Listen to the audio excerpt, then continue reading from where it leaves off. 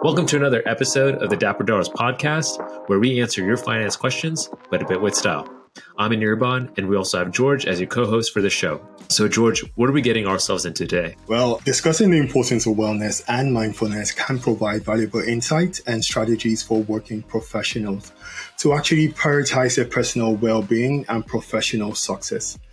By emphasizing the value of self-care and mindfulness in the workplace, this podcast episode can help listeners create a more balanced and fulfilling lifestyle.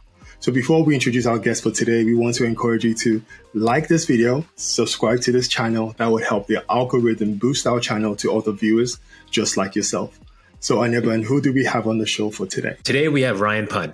He is an SVP of finance at crypto.com. Before that, he was a finance director at Amazon for more than 7 years.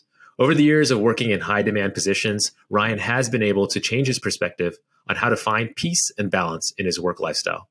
Ryion is also a coach at Heart-Centered Boss, where he coaches corporate leaders and startup founders on self-awareness and help leaders lead with their heart and not just their mind. Ryion received his bachelor's from University of Washington and holds an MBA from Cornell University. Welcome, Ryion. Thank you. Thank you, Anirban and George. Thank you for having me today. Well, before we get started with the questions, I wanted to start with that fun icebreaker that we always like to ask. What's the most unique wellness practice or self-routine you've tried? That's a really great question. And it's very timely because I actually just started a new routine about 2 months ago. And it's a different version of Qigong that I started. Qigong is basically an energy movement inside the Qi.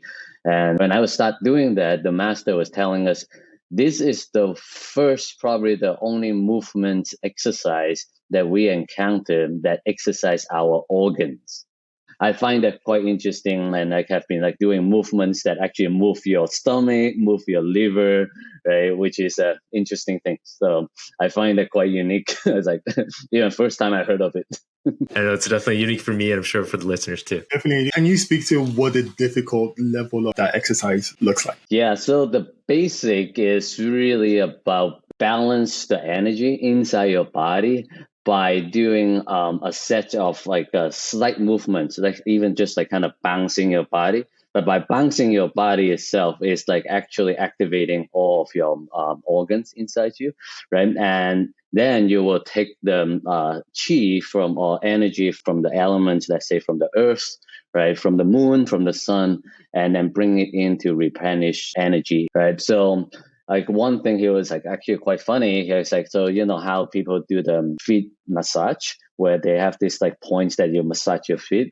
And then he was well, next time when you do a feet massage, try to, when they ask the person who, massage your feet and say, okay, which organ are they, pressuring? And then you start to move that organ on the chair. It's okay, that is a little bit weird, but we could try it. But that's how it's actually just really when you move your body, you can feel, oh, my heart is moving, or my lung is moving. Interesting. Yeah.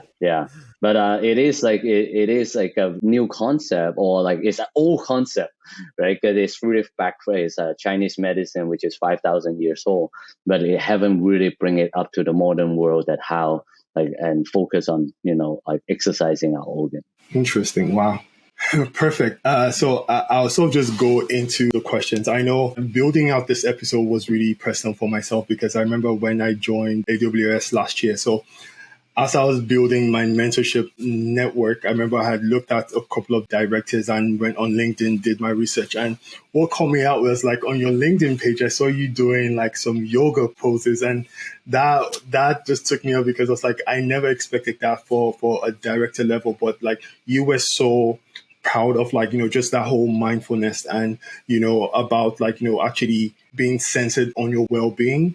And I believe when we met, I shared my personal story with you and how just moving from the UK, coming to America, and corporate America was what it is. And, I actually suffered a stroke, just because of the work and not being able to balance. And we sort of built a friendship through that because you were so, forefront with just the importance of mindfulness and just, focusing on who you are and your well-being as well. So how do you define wellness and mindfulness in the workplace?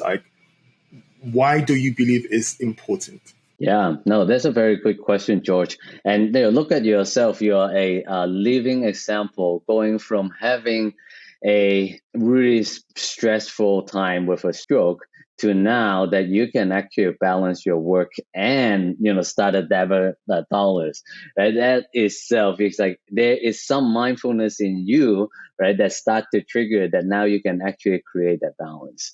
Right. So now back to your question, like wellness in a sense, like we unlike our fitness, right? So fitness, we're talking about physical exercise, like I mentioned earlier, right? It's really about just muscles, right? About like actually looking good on IG, right? That because that is something that you can see. Wellness is everything that you cannot see. Encompass like emotion, right? It encompass intellectuals as well as spiritual health, right? So that is the difference between wellness and fitness, right? Fitness might not equal healthy. Wellness when you balance everything, and that's where the healthy comes in. And healthy is not just the body healthy; it's your organ healthy, it's your mental health as so that's really the difference between wellness and fitness.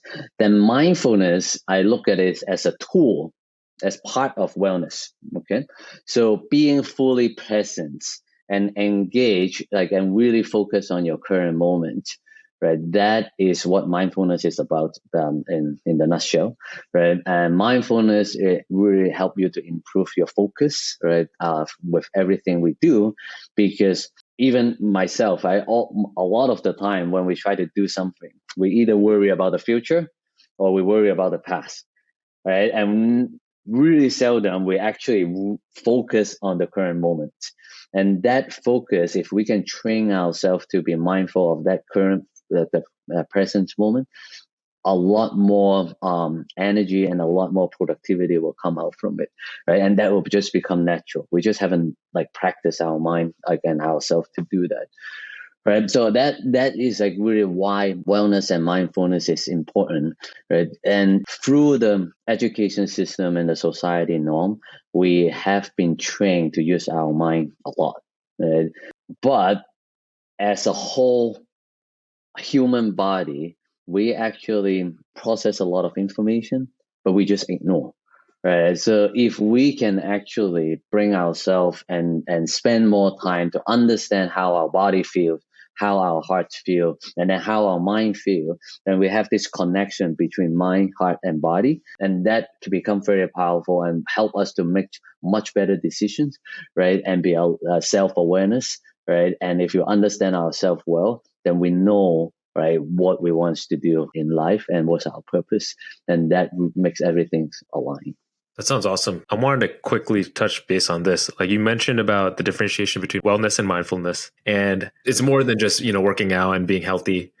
How would you suggest someone practicing that? Because I know with working in high demand jobs like yourself, like you can get so engrossed in your work and then not make that time for getting that full rest of sleep, or, making that extra time to go on that walk or getting that workout in, or even that meditation, right? What kind of techniques would you recommend if somebody's stuck in their chair, for example? Yeah, no, that's a very good question, right? Because a lot of the time, right, we think that doing all this extra, rather it's meditation, focus training, right, is additional to our already very busy schedule, right? It is like I'm driving a car that has some problem that has been like beat up for a long time, and you're driving 40 miles an hour, right? And then it's like, yeah, this is what I have to do, like for the next 12 hours. When all you need to do is bring this car, go into the shop, stop, fixed it, change the oil and everything. You come back out, it's 100 miles an hour, right? And then so that is really the mindset that we need to put. Like, it's not like, okay, I don't have time. Like driving for, of course you don't have time if you're constantly driving only 40 miles an hour. When you know that your potential is 100 miles an hour, but you just need to go into the shop, right? So doing the wellness program, right, and anything that you do for yourself, the self-care work, you have to know that this is actually It's not taking away time away from your schedule, but you know that once you put in the self-care, the wellness part, right, it actually create more time for you to finish what you need to do in, on your plate, on your calendar, etc.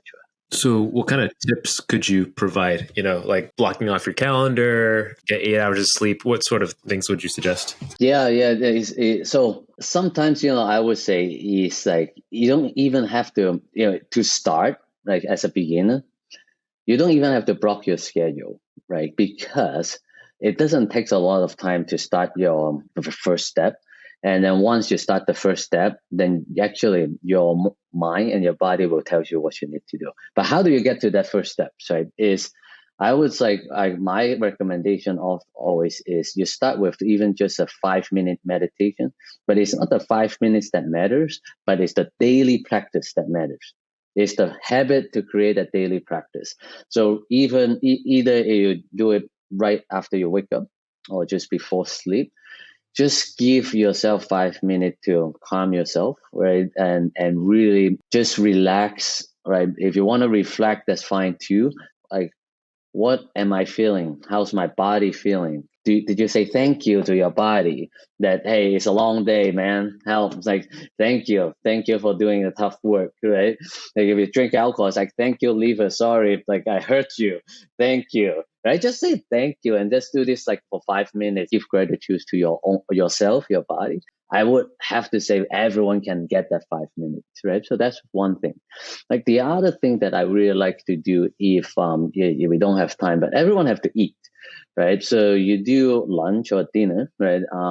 But once in a while, like take that time, eat by yourself, right? And eat alone, and you do we call a mindful eating, right? It's like a mindful lunch, where you just focus on the food that you eat, right? So let's say you go out and get a salad. You see the vegetables and say, wow, thank you for bringing whoever bring the food to me, right? The farmers who cut the food, the grocer who put the food on into the box, right? The cashier that bring the food, like to check me out, and thank you for the food, thank you for the earth that producing the food, right? So again, it's just that mindfulness, and when you eat it slowly, it's just like really focus on the taste. You kind of train. It's like, okay, what does it taste like? Oh, it's sour. It tastes good. It's sweet. Like, how does tomato taste like, right? How's the meat taste like? Whatever that really like train. And that is probably if you eat for 15 minutes, 20 minutes, just that time of mindfulness itself also can be a form of wellness training, and another one, easy. Everyone, like most people, will drive to work, right? We can do a mindful driving, right? Like, so now it doesn't take you time. You're still sitting in the car anyways, right? But one thing that I would like recommend, turn off your music, turn off your podcast or whatever you're listening. Just listen to yourself. And then here is the trick. Every time you see a stoplight, when it's turned red, what do we do usually? Oh, man, I wish I can rush through that, right? No, but instead, just turn the red light. Just like, thank you for giving me a moment that I can pause. And it's 30 seconds of mindfulness. Thank you. And then you keep going, and then another red light, and then say, thank you for giving me that pause. Right? So you can integrate this into your daily life, even without putting anything on your calendar. But if you can do these few things on a regular basis, you will start to see the changes in you. Those are brilliant gems, right?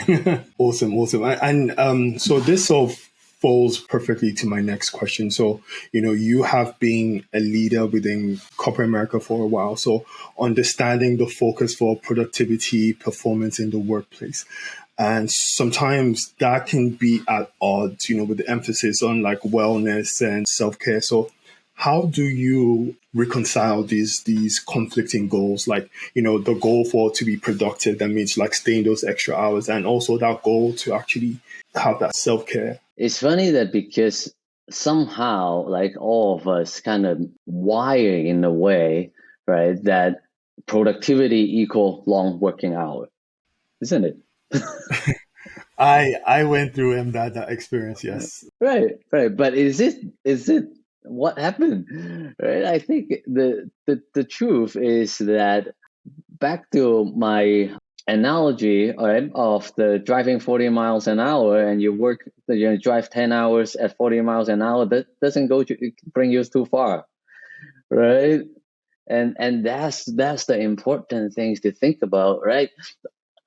At an individual level, there's one thing that, right, it's like, okay, how, like, one would say, my I don't have a choice, right? My managers, or like, there's so much demand, like meetings is on my calendars, right? One after another, and I cannot say no, right? And then but they have this mindset that I cannot say no. Here's the thing: if you self do an assessment, right, and then look at your calendar, how many of those meetings are actually useful? One, that you are contributing, or two, you are receiving some important information for your work, or you're just sitting there. It's like one, and then check online. It's like, what's lunch later? What's for lunch? It's like important that, once you're aware, it's like, okay, if you understand what is truly important for you, and really say, be true to yourself and say, no, this meeting is not important for me today, or I have other prioritization. There is always a room to say, either reject the meetings, right? Or say, yeah, can someone cover for me? And I will get a summary, right? Something along that line that, at least when I was at Amazon, I encourage everyone in my team to do so, right? And it's that you are responsible and accountable for your own well-being, right? It cannot be saying that my burnout is because of someone else. Once you start to take accountability of your own burnout, your body, right, and yourself will start saying that, yeah, I will stand up for myself, right? Who is the me inside me that say, this will give me joy, this is help me balance, right? And then once you be able to say, stand up for yourself, it's like, yeah, it's okay to, say no to certain meetings, right? As long as you know that what is important to you, right? Either you give like important information to give to others, or right, information that you need for your work.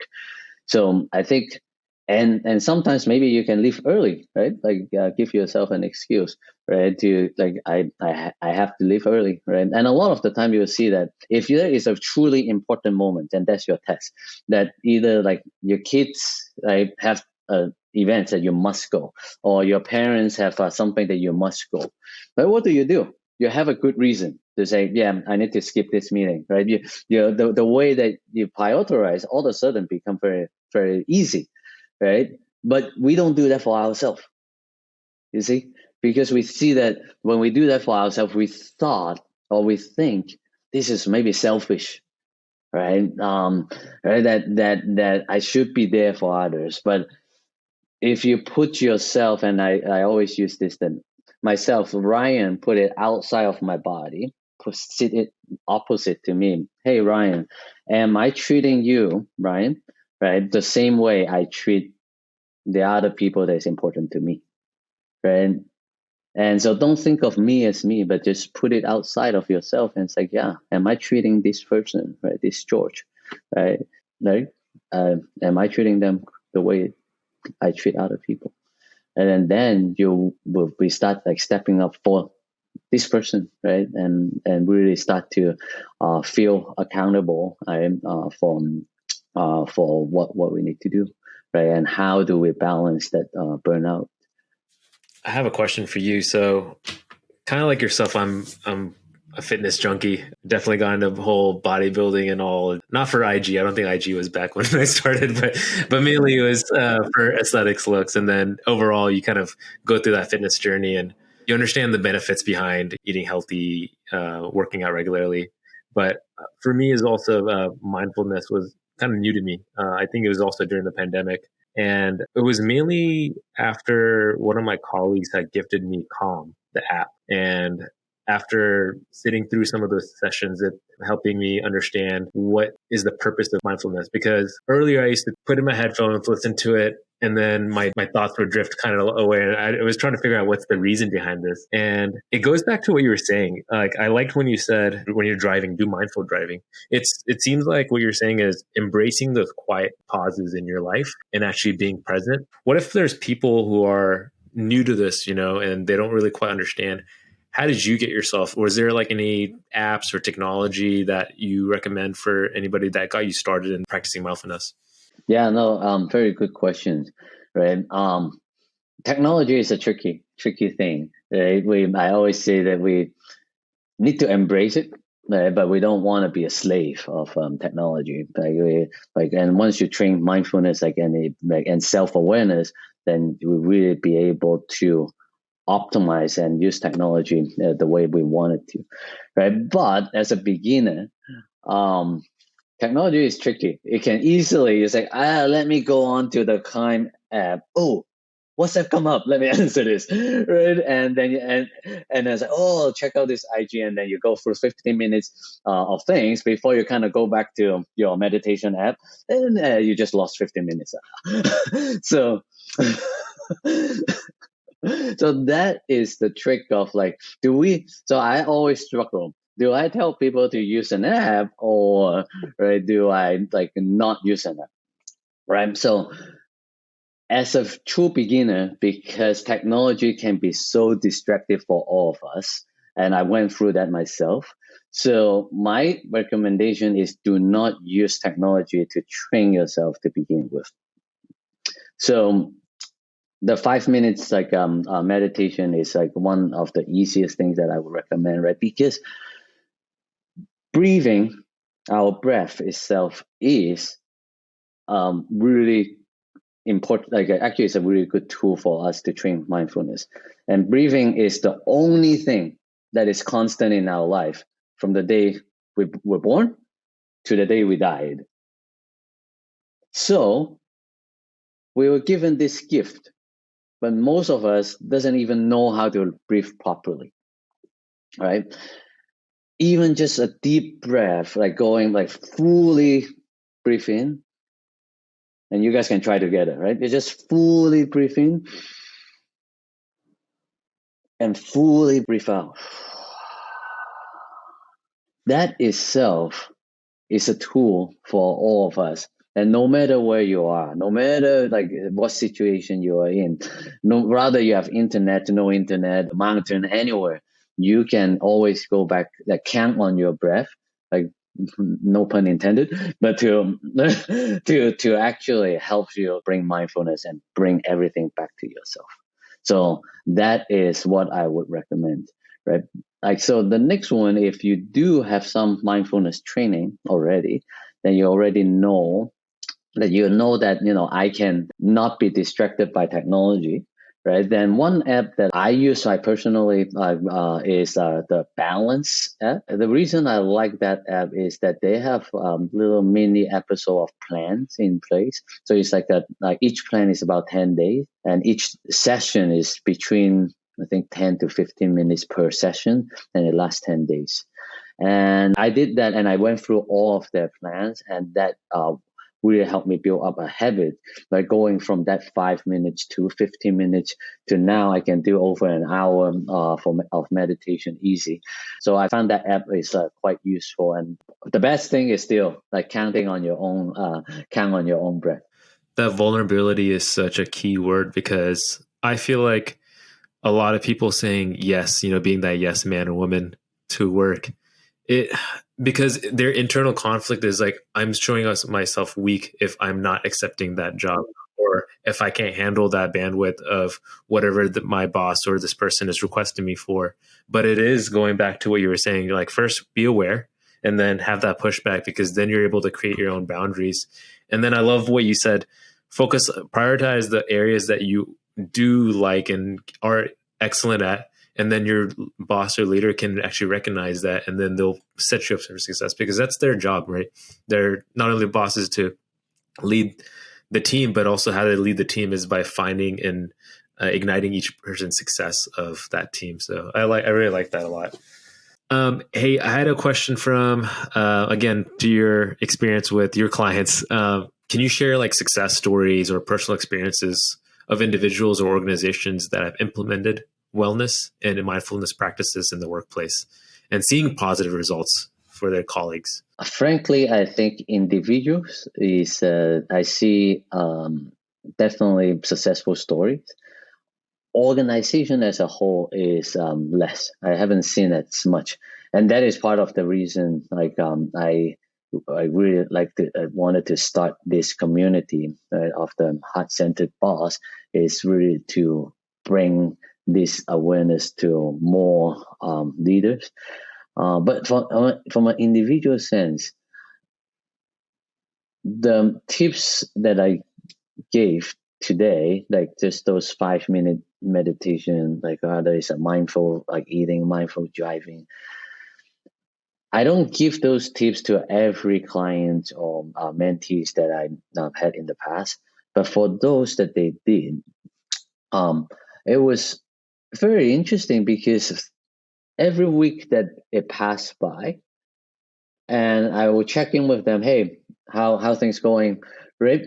And I truly start to see their mind change without themselves knowing. For example, one person would say, said to me, "It's like I don't start like so this person used to be like really like kind of angry with the situation that she was in, with work, with the managers. The managers wasn't listening, right? And or maybe like taking away responsibility from her. So she was really angry, right? And then after about a month or so, and she confessed that actually I'm doing 5 minutes a day, but that's all. I don't have enough time to do more. But then she started asking me questions like, actually, there are certain things I really like what I'm doing, and I'm focusing on developing my team, right, and focusing on a certain model with the business partners, and I feel good, right. The managers is the same, but kind of get over it already, right. And I was like, what changed? So it's like, I don't know, nothing changed. I was like, perfect. That's exactly what I expect, because the nothing changed. Actually, her mind changed without even knowing. So that is a very simple example that I see how people and you might not aware, because wellness and mindfulness is not something like that you can show off, take a picture, right, and it's like, yeah, see my mind. You see, it doesn't do it that way, but it's like so subtle that and a lot of people, that's why it's like, I don't know, I don't think this is useful. I don't think this is right big. But if you have faith, have a little bit trust in it, that actually you slowly will start to see. And I see that over and over again.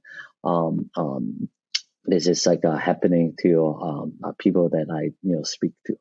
Right? And George himself is a life experience, like a great example as well. So yeah.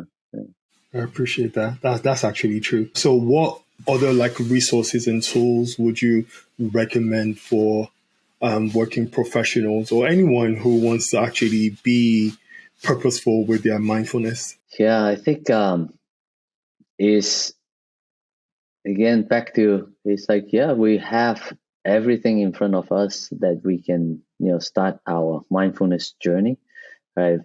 First step is to take that step, right, and have faith in that step, right. And once you have faith in that step, right, and if we kind of summarize like the few mindfulness practices that we have, if we do a inventory of what you really enjoy doing and put the positivity into that, that few things that doesn't require a lot of time, but it will actually bring a lot of like small pause and little space within your day, throughout your day, that you can, you can leverage.